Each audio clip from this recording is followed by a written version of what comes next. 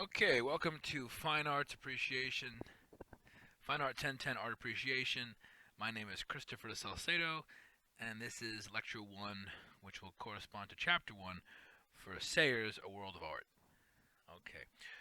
For the most part, we'll jump right into the curriculum, and I think it'll explain itself as we go. I'll take you through the textbook more or less chapter by chapter, showing you the pictures in the book, and then I'll be lecturing on the curriculum as we move through. Um, okay, here we go. The first image we see in front of us is called The Gates, and it was made by an artist named Christo and his collaborator and wife, Jean-Claude. The photograph you're seeing is a beautiful snowy day in New York. You see two blurry pedestrians caught in motion beneath these gates, and they're walking through Central Park in New York City in 2005. The sculpture itself is very, very large. We'd call this an earthwork or an environmental sculpture. It's a public sculpture. It's out of doors. It's for everyone to see. And it takes up 23 miles of paths and walkways throughout Central Park. Christo is an artist famous for these public projects. Um, he doesn't he doesn't make something in the sense that he doesn't carve a statue on a pedestal, which might be a traditional idea for what a sculptor does, but rather he takes an existing thing, in this case Central Park, and he kind of highlights it by putting these gates and these festive curtains over all the walkways and paths of the park. He's done other projects like this. He took the Reichstag, which is the German Parliament building in Germany, in Berlin, and he put a giant silver curtain over it, wrapped the whole building, kind of the way we in New Orleans see buildings when they get tented for termite fumigation. And anyway, he wrapped it just for one day, and what it did is, again, he didn't make the building. He just kind of called our attention to it and forced us to reconsider the building in a new way. Kind of the same way he's forced us to reconsider Central Park. Let me advance to the next slide. Here we see an aerial view of Christo's The Gates. This picture is taken from the Upper West Side, looking down toward Lower Manhattan. You see the Empire State Building in the distance, and now when you look down, you see this endless sea of orange markers, almost kind of like rivers and tributaries that go through, again, 23 miles of pathways and walkways. So it's a pretty amazing sculpture. Again, it was a large-scale public work. We call this an earthwork because it really takes up such a large amount of space. Strangely, it's temporary. It only existed for 2 weeks, from February 12th till February 28th, 2005, which is, a really brief period. Let's talk about public reception. How did the public feel about Christo's piece? There was a great enthusiasm for the work. After September 11th, so many New Yorkers were in the doldrums from the horrible destruction and the incredibly large loss of life where the World Trade Center buildings were destroyed in the terrorist act of September 11, 2001. And this became kind of a rejuvenation for Lower Manhattan, for New York City. This real festive kind of activity in the city, and it was really a wonderful reception. We'll turn the discussion now, staying on the topic of public reception, which was negative as well as positive, but we'll talk about money, and that becomes an interesting idea. How does Christo pay for this project, and what about that? What about money? Next slide. Back to that, this is the first view we saw of the piece on the snowy day. Christo got really lucky and he got this beautiful snowfall. You can't count on snow in New York City or anywhere, although February is a good enough chance to get some. And he got this beautiful snowy day, which really sets off the piece where you have this neutral whiteness all around the vivid orange gates. If I can describe the gates, there are 7,503 of these gates, and they're all with these orange or saffron painted fabric on them. The gate itself matches the fabric in that orangeness. They're 12 feet apart. They're 16 feet tall. You see the blurry pedestrians. If they jumped up, it's 7 feet to the bottom of the curtain, and then a full 16 feet to the very top of it. And you saw from that aerial view, they really cover a tremendous amount of the park, 23 miles. If you're a marathon runner, it would take you, the whole afternoon just to jog through them. If you're walking, it's going to take you 10 or 12 hours. It's pretty amazing. I saw the piece. I was fortunate enough to be at the gates during the 2 weeks, and they were remarkable. I spent a couple hours walking around, and I just covered a fraction of them and a fraction of the park. Plus, it was freezing cold in the winter. Anyway, public reception, as I mentioned, was really positive. It rejuvenated the city. It generated for New York City $250 million, $250 million in increased revenue from hotels and restaurants and taxi cabs and commerce and whatnot. And that's a really amazing amount of revenue. Kind of like when New Orleans hosts the Super Bowl or Mardi Gras, and they always talk in tax dollars about how good the event was for the city. Anyway, I'm going to move on to the next slide, which shows us a drawing that Christo made. So I'm going to say next slide again. In this slide, we see a lot. This is a preparatory drawing from 2003. This is made before Christo realized his project, his temporary project. And on the larger image on the bottom is a composite drawing where you see a pencil, charcoal, pastel, crayon, various drawing tools. We call that mixed media, I suppose. And it's a pretty good interpretation of what was yet to come. My point being that Christo made the drawing, and in fact, that's pretty much what it looked like. So he really got pretty much exactly what he planned. This was done, again, before the actual piece. It seems that the gates are maybe a little bit wider than they turned up in the real piece. But in this three-part drawing, we have this large drawing at the bottom that shows you the concept of what it'll be like. Then above that, we have a topographical map of the whole entirety of Central Park. And you see just how comprehensive and how dense all of those orange pathways were proposed to be, and then in the end were. Pretty amazing. And then in the far upper left-hand corner, we see a little orange swatch, and that's an actual piece of the actual fabric that was used to make the piece. So this is what Christo does when he's not making this temporary project. He makes these elaborate and very beautiful proposal drawings.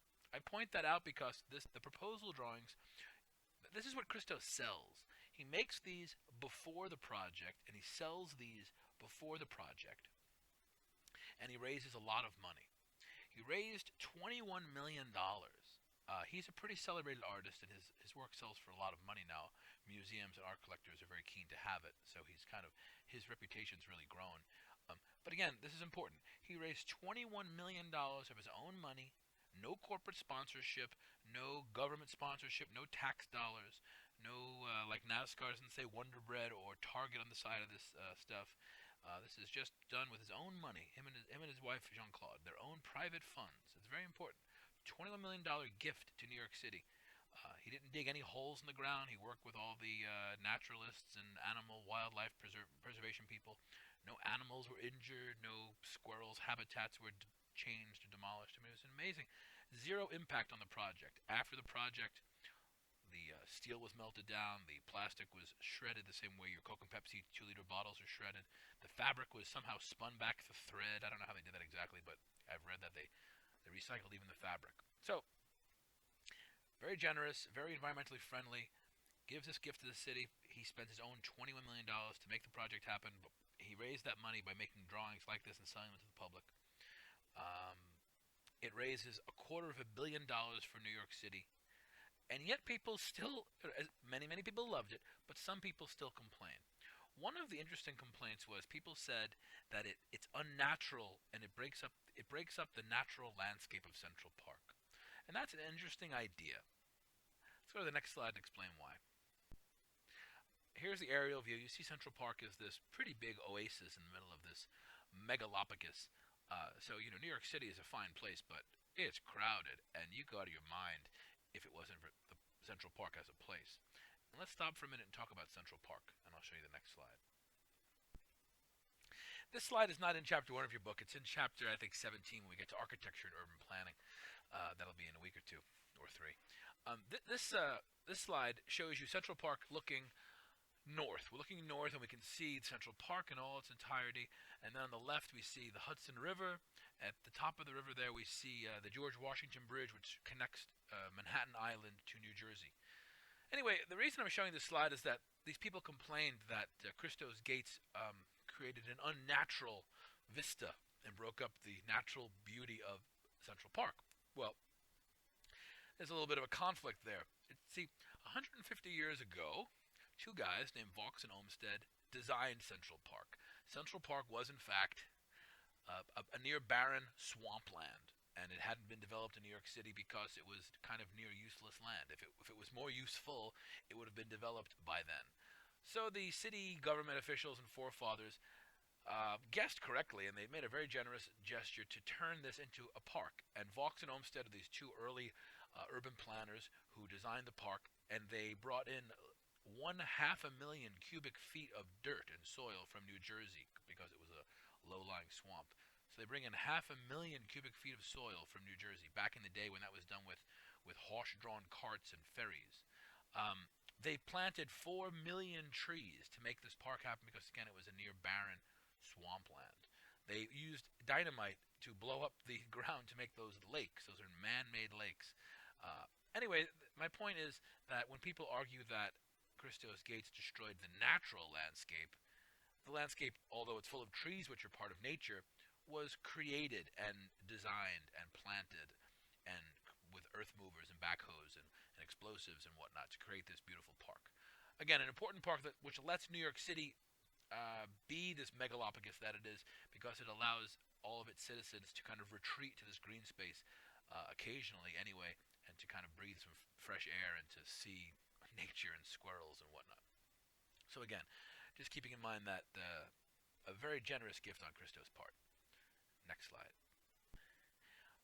The author of the book, Sayer, makes a comparison here between the Torii gates, Fushimi Inari Shrine, and Christos Gates. Well, for one thing, formally, these gates, which were built in the 8th century, are also orange gates that cover a pathway for people to walk on. So there's a real formal similarity, and that's pretty amazing. These were made over 1,000 years ago.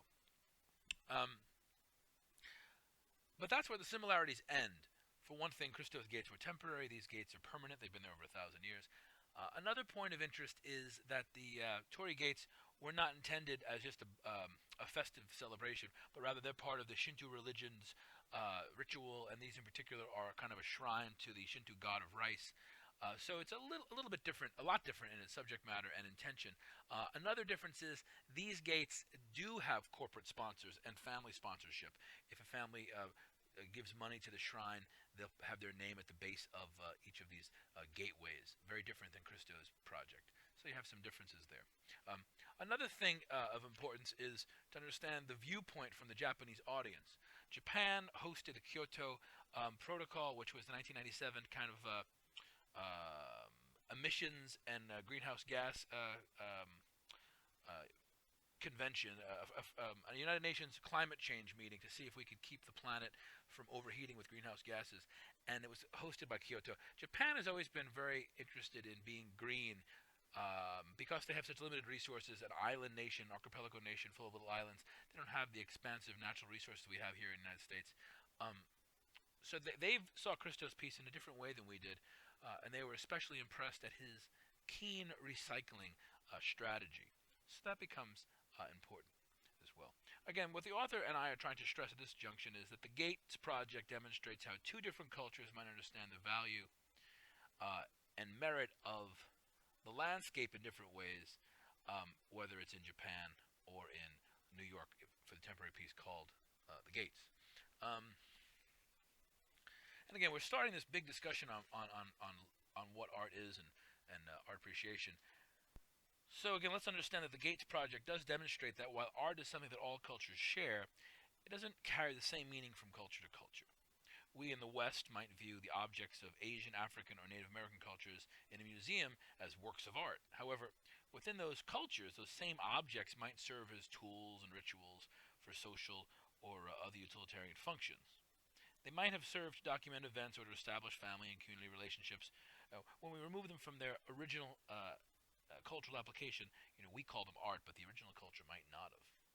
They might even have been thought of as aesthetic objects, and that's primarily how artwork is intended to function for us in the West.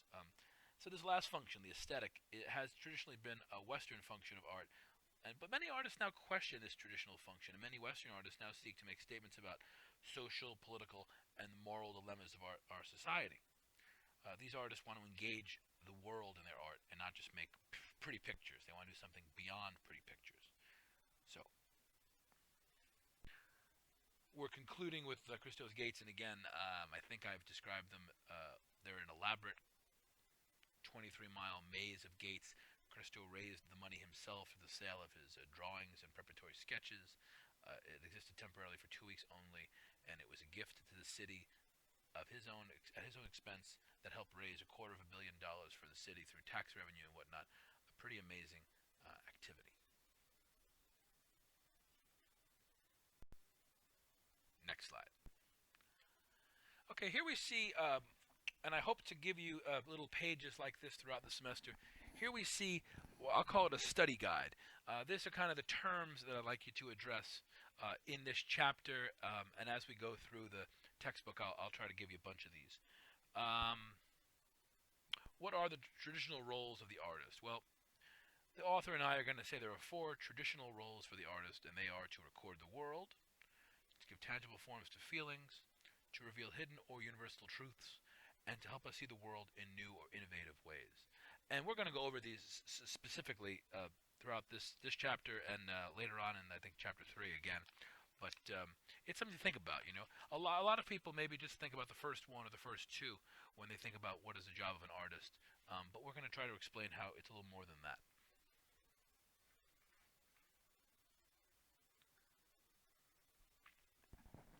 Okay, here we are again. I took a little minute break there. We're going to address these 4 roles of the artist, and we're going to look at a framework of art. We're going to look at different treatments of the same subject. We're going to look at landscape. We're going to look at a few different landscape works of art that engage landscape. So here we go. Here's an oil painting by a guy named Albert Bernstadt called The Rocky Mountains, Lander's Peak, and it's a beautiful landscape. It's we would say this piece engages the first role. We see the artist as recording the world. I would say this is a pretty good version of artist as recorder and documenting and recording the world. You see mountains in the background. You see a waterfall and a lake in the middle ground, and then in the foreground, I see Native Americans and some kind of settlement with some livestock and even a dog running by. So this seems to record the world. And that's pretty interesting. And in 1863, few Americans had seen the American West, and that's a pretty exciting thing, right? I mean, most people lived in cities on the East Coast and in and around the Mississippi River and east of it, and hadn't been out west. So this painting, pre-photography, serves to show us what a place we have not seen but may have only read about in a book looks like. And that would be the first role of the artist, to record the world. What's of ironic interest is that Albert Bernstadt had never been to the Rocky Mountains, and he's painting this more or less from his imagination. And those mountains on the top there, those peaks, are the actual Swiss Alps, because he grew up in Switzerland, and he's drawing the European mountains that he knows from memory from growing up as a child. So the point here is that, yes, he's recording the world, but he's recording the world through his own filter, which is to say that he's still imposing his own creative and aesthetic ideas. Next slide. Here's Wu Chen, and we'll call this a Chinese landscape. This is the second traditional role of the artist, I would say, is being presented here, and that is to give tangible form to feelings. Now, he's still recording the world, but let's talk about the second role, giving tangible form to feelings. Wu Chen's hand scroll, called The Central Mountain, was composed according to strict artistic principles of unity and simplicity, while revealing profound truths, hopefully, about nature. The artist's background of unity and simplicity are revealed in his Taoist philosophy, which caused him to paint a matter which reveals the complementary of the world, which we know as the yin and the yang. You know, the yin-yang symbol, the black and the white, the circle with the black and the white shapes kind of chasing each other. Yin is nurturing and passive and is represented by the earth and its cool, moist valleys. And that's balanced here by yang, which is generative and active and represented by the sun and the mountain. So you've got Wu Chen's goal to reveal this relationship, or perhaps universal truth, through his work. We'll move to the next slide. Here we see Bushfire and Korobari Dreaming by Erna Matna. Erna Matna is an Aboriginal Australian artist who is part of a tradition in Australia which was vanishing. In that, the 20th and 21st century were coming to the every end of the globe. Anyway, part of this Aboriginal Australian tradition of making art. It's called making these dreaming paintings, kind of about these out-of-body spiritual kind of experiences. Anyway, normally these paintings would be made on a cave wall or on a giant boulder or rock, or even on people's bodies as tattoos, temporary or permanent, or scarification. And that would be part of the ancient history of Aboriginal Australian art making, this kind of dreaming tradition. However, um, Westerners showed up with oil paint, in this case acrylic paint, and canvases, and gave art supplies to these Australian Aboriginal artists, and they made these rather beautiful, but also kind of unknown paintings, paintings that hadn't been seen in the West before. There's kind of a whole different kind of mark making here.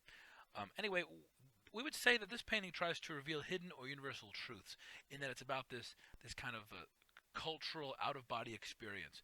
I've seen this painting now for a while, and I think I can help describe it to you all. To me, it seems like it's an aerial view of maybe 3 campfires, and then around those little V's and dashes, I kind of see those as people, the way an NFL coach would see offense and defense in a playbook. And I think those 4 oval areas on the outside seem to be full of food. Looks like there's melons and vegetables and produce on them. And the arrows are probably for hunting, and the looks like there's some kind of ritual of the hunt and the feast and the gathering, and it's being choreographed here from this aerial view. We're looking down kind of at the land itself, kind of those organic shapes become kind of the soil. Anyway, this is the landscape serves to record the ancestral spirits passing, and the painting is then understood as a concise vocabulary of abstract marks conceived to reveal the ancestors' being, both present and past, in this unique Australian landscape. The idea that these traditional paintings were once made on rocks and on people's bodies has been turned into a work of art that can be purchased in a museum or an art gallery. Creates a little bit of a tension. What about that? What about this idea of kind of corrupting this pure activity, which was part of a culture, secretly part of a culture for hundreds of years, maybe thousands of years, and making it something you can buy in an art gallery in California with a Visa card? Well, it's a mixed blessing, because the tradition was all but gone before these art supplies showed up, and now that we've got these artists, these Aboriginal artists, making these products which can be used for sale, and to go into museums and gallery walls, it's created a lot of awareness about them, and it's kind of increased the tradition, as well as paying the artists for making them. So it's kind of, again, a double-edged sword, because you're kind of a victim of your own success, but at the same time, now you have the resources to continue the tradition. So it's hard to explain if that tradition, which would otherwise perhaps be extinct, was not corrupted by the system that saved it. So it's kind of a hard one to justify. Nonetheless, revealing hidden or universal truths. Move to the next. The first 3 images we saw were paintings of landscape. This is a photograph of a sculpture which is landscape. This is an earthwork, kind of like Christo's Gates. This is a gigantic piece which you need to see, in this case from an airplane or helicopter. This photograph was taken from an aerial view. In 1970, almost 40 years ago, 38 years ago, Robert Smithson made this piece, and he called this kind of work earthworks. He and about 6 other artists were part of this earthwork movement, where they wanted to make art that wasn't part of the gallery scene. It wasn't something you could go to a museum or buy, or a rich person couldn't have it, in their living room for a cocktail party and impress you with their new painting. He wanted to take art away from those people who kind of controlled status in society, and they controlled taste and culture. Wanted to take the art out of their hands and put them in the distant landscape. So this is way out in the Great Salt Lake in Utah, and he used earth movers, bulldozers, tractors, and backhoes to kind of make this literal spiral jetty. It's pretty interesting. It's made out of earth, mud, rock, and salt crystals, and it's a geological record of this place. Again, the spiral form exists in nature. You know the spiral form. If you look up at the Milky Way galaxy, the stars at night, you see it in the Nautilus seashells, you see it in ram's horns, and the way pine cones grow. You even see it when you flush your toilet and you see a whirlpool go down. So we all know the spiral. It's a form that exists in nature. It's kind of everywhere. You might even doodle it while you're on the phone making a telephone doodle. But anyway, Smithson shows us how these forms or forces are at work in the universe, and like Yuchin's hand scroll, he reveals a greater truth. In providing this, man-made spiral, Smithson also demonstrates the fourth traditional role of the artist, and that is to help us see the world in a new or innovative way. So, all four artists assume all four of the traditional roles to some degree or another. All four create visual images, and all four have the necessary ambition to bring their creativity to fruition. That's real important, because it's not just the idea, but it's seeing it through. As artists, their work exemplifies the necessity of seeing. And we'll talk more about that in a moment.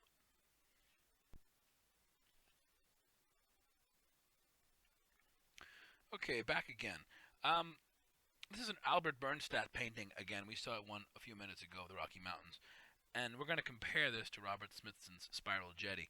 The book does a couple of these little creative process sections, and I'll try to encapsulate what the author is suggesting here. The author suggests that all people are creative, but not all people possess the energy, ingenuity, and courage or conviction required to make a work of art. In order to produce a work of art, the artist must be something of an explorer and an inventor. John Constable spoke of the art of seeing nature, an art of seeing that promotes the imagination and leads to, in turn, to making things. Albert Bernstadt is making this painting here, the Rocky Mountains, a minute ago, in the Matterhorn now, with an apparent contradiction, because again, it's more European than American. It's more a figment of his imagination than a reality, because he's kind of making it up. That's not really the Rocky Mountains. But again, we do gain insight into the artist's creative process. Perhaps the artist feels that it's his right or even his duty to elevate the scene and to elevate it to something, and he's comparing the Rocky Mountains to the Bernese Alps, even though again he hasn't seen the Alps. Let's go to Smithson's Spiral Jetty. In Smithson's Spiral Jetty, this is kind of a wonderful preparatory drawing. He took these images he made these drawings while thinking about the site, and what's interesting is that just about all of these drawings are aerial view. So even then, Smithson was realizing that the piece is going to be seen mostly from airplanes and helicopters, and not for people who wander out into the desert. The piece is, I think, 5 or 6 miles off the main road. It's very hard to get to, and really it exists in this kind of mysterious and wonderful way. It's as if Smithson anticipated the future of photography and video being such a powerful force via the internet and the like. This is a wonderful image of Smithson's Spiral Jetty. This photograph is taken in 2003. And if you remember the first image, what's the difference? Well, for one, it seems white now. It doesn't seem like it's made of rocks anymore. Well, what happened? Well, what happened was, shortly after the piece was made in 1970, the water table rose up and the lake kind of swallowed the sculpture. It was under 3 or 4 feet of water for 10 or 20 years. When the water finally receded, the way water tables naturally rise and lower, the piece had been covered in these beautiful white salt crystals, and now the Spiral Jetty exists in a very different way. I mean, the basic element is still there, but we also have this, well, back to the original idea, this piece exists in geological time, in that as the water comes and goes, the piece changes as salt crystals grow and collect on it. It's pretty amazing. So again, we're seeing this earthwork by Robert Smithson in the Great Salt Lake in Utah. And this is how it looked again when it was first built, comparing it to that vivid whiteness once all those salt crystals had formed on the piece. You can see them starting to form here on the edges of the piece way back in 1970. We're going to continue the discussion and talk about the world as we perceive it. Many of us assume without question, this is something that the author states, many of us assume without question that we can trust in the reality of whatever we see. However, that perceptual knowledge does not always make for a complete understanding of the subject before us.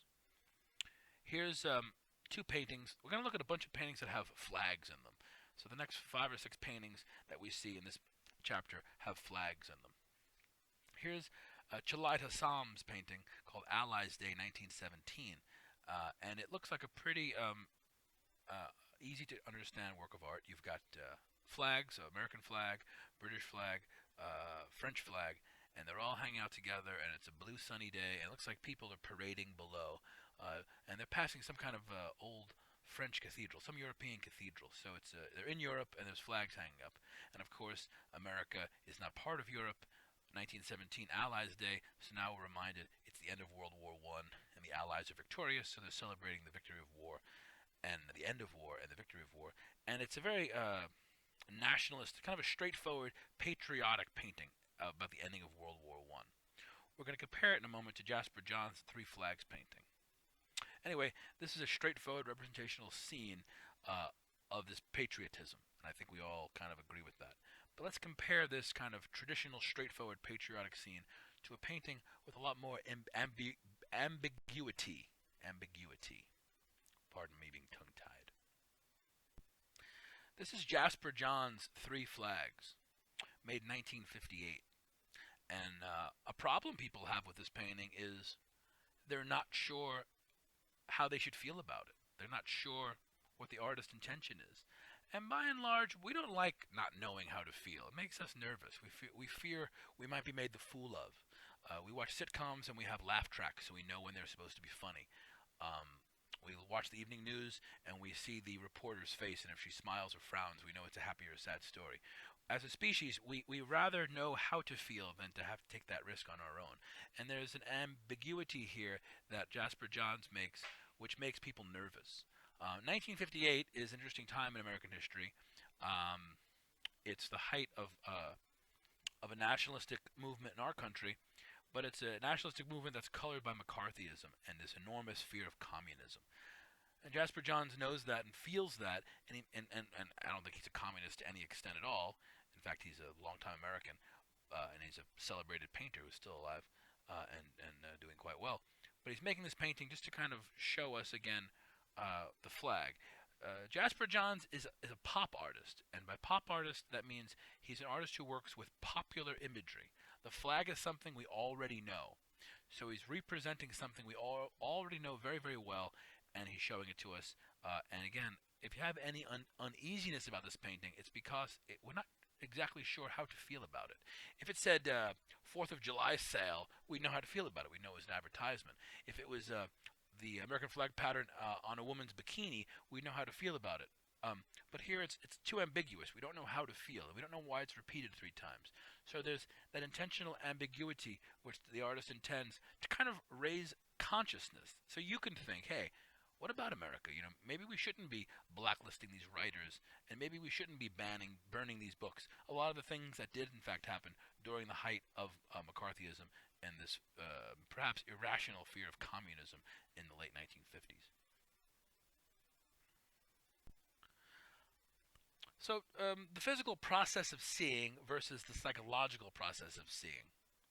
We'll talk briefly about these two. The physical process of seeing is reception, extraction, and inference. The physical process of seeing, literally, light enters your eye. It leaves a mark on your retina. Your eye extracts information from it. It sends it via your optical nerve to your cerebral cortex and to your brain. And a great deal of selection or physiological natural editing takes place. Some people are more or less color sensitive than others. Some people can see with greater acuity than others. And there's really a physical process to seeing.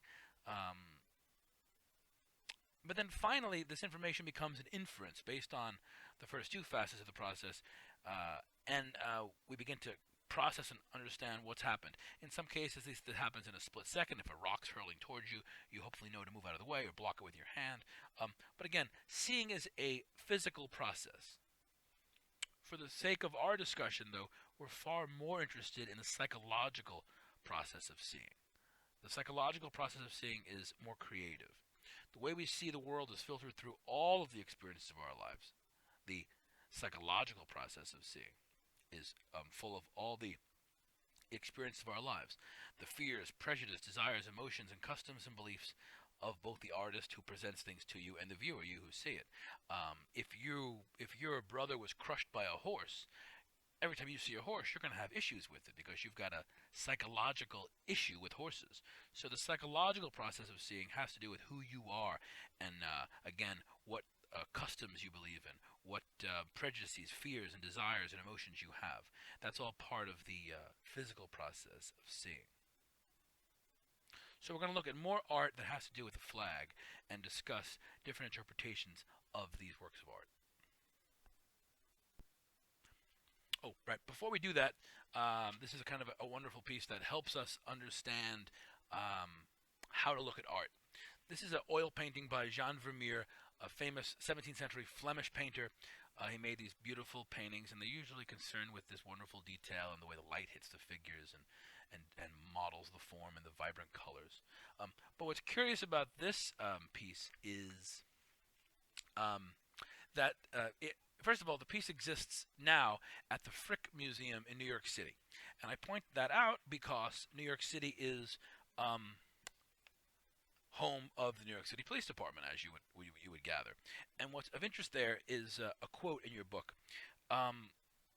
Captain Ernest Pappas was asked by his police department to go to the Frick Museum. It was something to do with an article in the New Yorker magazine or something, Wall Street Journal. Anyway, this detective or police officer was asked to come to the museum and look at a work of art and to talk about it and to analyze it as if it were a crime scene. And that's an interesting parallel, which I'll read the quote here. Quote, this is a quote about the painting. The detective was asked to describe the painting as if it were a crime scene, or as if it were evidence. This woman is right-handed, of well-to-do means, and the pen appears to be in the dropped position. Is she assuming a defensive position? Do you think that the person handing her a message is delivering bad news? Do you think she's smirking? And again, though he's not a trained art historian, the detective is able to carefully analyze the painting and in a way that parallels a detective looking carefully at a crime scene. And here's where we make the important parallel and the point of this picture being in this chapter, the first chapter of the book. And that point is that a detective looking at a crime scene and a viewer looking at a work of art needs to solve the image and the questions being asked by the artist by carefully looking at the details. So to understand art, you need to carefully look at the details. Captain Pappas draws on inferences from the scene in the painting before him, and it creates a plausible story about what Vermeer is trying to paint. That's what you all need to do when you look at a work of art. You need to be very active, and you need to look carefully at the details and figure out what's going on here. Yes, we have a well-dressed woman with a very fancy dress on and a fur collar and lining. She's wearing a very big pearl earring. She's obviously rich, and she's important. Yes, she's writing a note, but you can see some text on the page, but the pen is down now. And yes, someone in lesser clothes, probably a servant, is handing her a memo. So something's going on here. Someone's bringing news. Is it good news or bad news? What do we see in the facial expression of the woman in the less fancy clothing? Is she happy or sad? Is she bringing good news or bad news? The woman in yellow is touching her chin. Is she alarmed? And then what's that box on the table? And what's in the box? Is it full of jewels? Is she signing away her estate? I don't know. But these are all the questions that the artist wants us to ask ourselves, and we can only ask those questions if we carefully analyze the work of art the same way a detective would analyze a crime scene. And that takes energy. It takes energy and enthusiasm and a commitment. And points out that if you walk through a museum or gallery and you're not in the mood, if you're not well rested, if you've got a headache, you're probably not going to take much from the artwork that's presented there. Looking at art, like reading poetry or reading a novel, requires you to really be focused and to use all of your cognitive skills and your intellectual set. And that's important stuff. So now back to the flags. Okay, back to the flags. Here's a work of art that includes a flag. It's by Faith Ringgold. It's called God Bless America, and it's made in 1964. The date's important here because 64 is also the height of the civil rights movement in the United States. What's happening here? Well, 1964, red, white, and blue. It's a flag. There's a star there. I said red, white, and blue. I see stripes. well, wait a minute. Those stripes seem to be turning into bars, like prison bars. And this woman who appears to be pretty Caucasian, pretty white, has her hand on the star. Well, is that a star on the flag, or is that more like a sheriff's badge? I'm not sure. So I think what Faith Reingold's trying to say sarcastically in her title, God Bless America, is that whereas God has blessed America, in 1964, Faith Reingold, again, is an African American artist. She's addressing inequality and the fact that some American citizens don't have the opportunity to register for the vote, don't have the opportunity to get equal education. And she's pointing out that the flag is also the flag which describes our nation also can describe it as perhaps having barriers within that nation. So again, the star becomes the sheriff, and the white sheriff at that, and the bars become the flags of the stripes on our flag, but also perhaps the bars that literally keep the African American from having access to be part of society and to take the most out of what his country can offer him. Next, we have another flag piece. This is a fascinating piece, my favorite in the chapter, because it's the most bombastic and absurd and wonderful. This is called the World Flag Ant Farm, and it's by Yukinori Yanog. Yukinori Yanog, the World Flag Ant Farm, 1990. If you look at the medium, it says ants, colored sand, plastic boxes, and plastic tubes. But ants, the first thing listed alphabetically in the medium category here, is the most fascinating. This piece includes actual insects, actual ants. And what the artist has very methodically and carefully done is he's made sand paintings like you would see in a little decorative jar after a trip to a beach community. He's made these sand paintings of all the flags of all the nations in the United Nations. And he's got them all on the wall, but they're ant farms. They're not just sand paintings of flags. He's made a series of 170 ant farms, but each of the ant farms includes sand that makes the flag of the nation. So you've got ant farm flags made out of colored sand with tubes that connect one ant farm to the next. So now, day one, not much activity, but a day later, a month later, a year later, the ants are going to carry these bits of colored sand as they colonize and recolonize the territory, as they cross from barrier to barrier, trading and seeking out and doing whatever the things ants do. You've got this kind of metaphor for the international world, and maybe for the internet, or maybe for world commerce, as you've got different nations and different flags having their colored sand carried from one rectangle to the next. So it's really this fascinating piece that shows us the flag, but certainly addresses some ideas. First of all, whenever you introduce something as fascinating as insects in ant farms, you've got this kind of like science project thing going on, like a science fair project, and then to have 170 different flag nations as ant farms painted in sand, truly fascinating. Here's a quote from the artist. "It is that he wanders to resume the task he has been programmed to perform, not to acquire freedom," pointing out the role of the ant. The ant will be wandering to resume the task he has been programmed to perform, and that is to search for food, or to recolonize, or search for water, whatever ants do when they march around.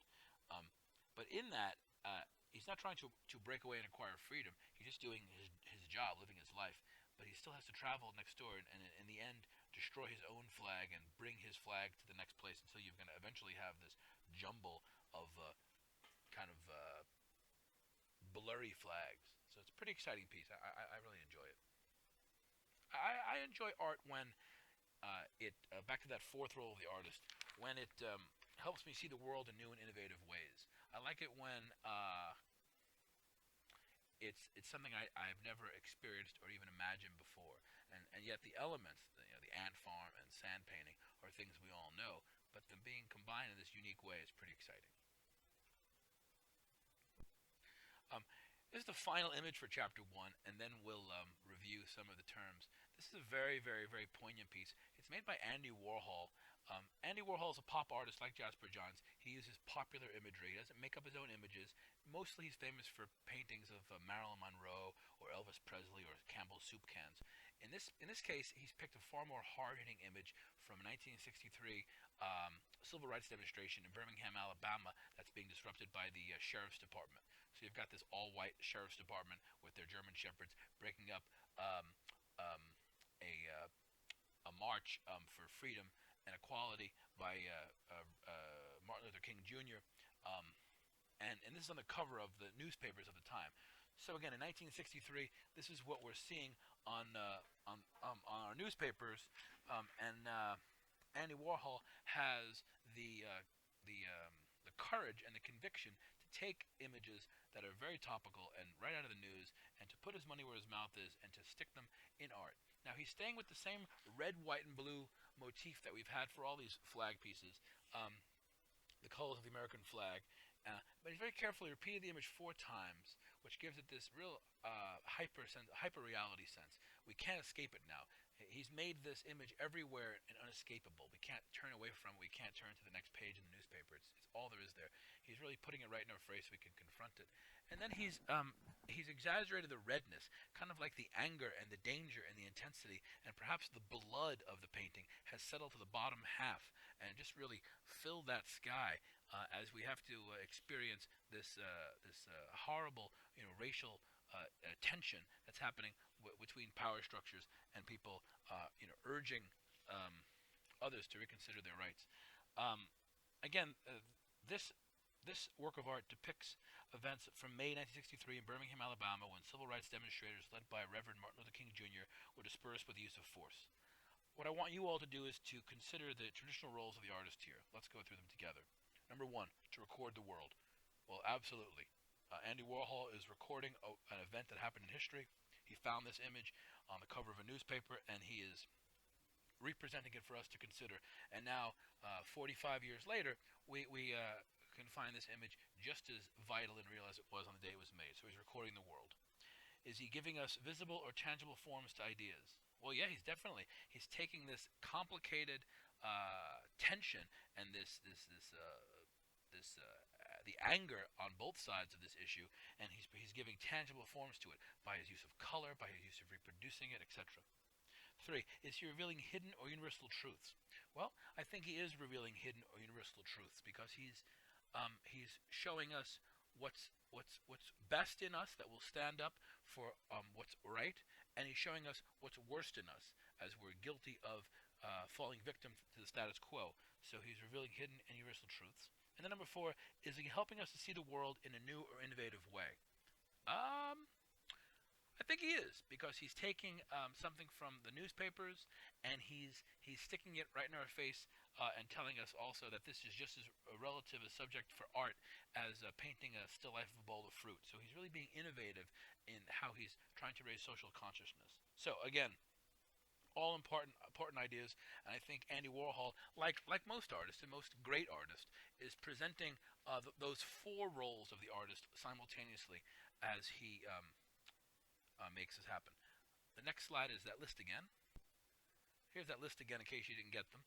To record the world, give tangible forms to feelings, reveal hidden and universal truths, and to help us see the world in new or innovative ways. I think you could probably pause your presentation to write these down. I hope you can.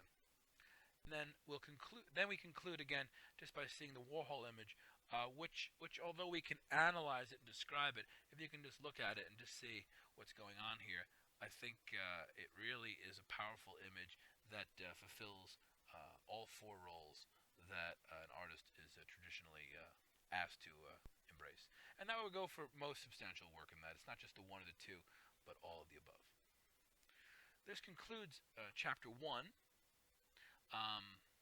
There'll be no quiz after chapter 1. I think there's a quiz after chapter 1 and 2 combined. First couple of chapters are brief.